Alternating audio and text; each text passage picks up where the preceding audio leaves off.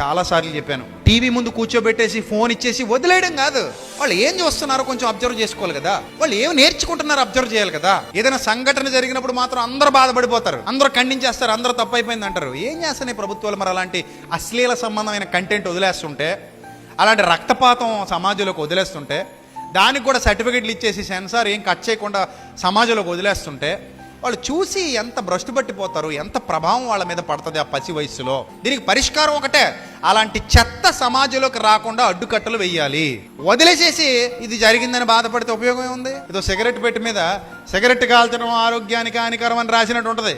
Cigarette కాల్చడం ఆరోగ్యానికి హానికరం, కానీ మేము అమ్ముతాం, మీరు కాల్చుకోండి. మొన్న ఎక్కడ చూశాను, మద్యం తాగి బండి నడపరాదు, కానీ మద్యం అమ్మి ప్రభుత్వాలు నడపచ్చు. అలా ఉంది వ్యవహారం. మద్యం తాగి బండి నడపరాదు, కానీ మద్యం అమ్ముతూ ఏమి నడపచ్చు? ప్రభుత్వాలు నడపచ్చు. అలాగే ఏదో ఏ సర్టిఫికెట్ ఇచ్చాం కాబట్టి పిల్లలు చూడరాదు, కానీ టీవీలో వస్తాయి, వెబ్ సిరీస్లు వస్తాయి. చెత్త కంటెంట్ అంతా సమాజంలోకి వస్తుంది. పిల్లలు చూస్తారు, నేర్చుకుంటారు, పాడైపోతారు, చెడిపోతారు, జాలి దయ కరుణ మొత్తం కోల్పోతారు.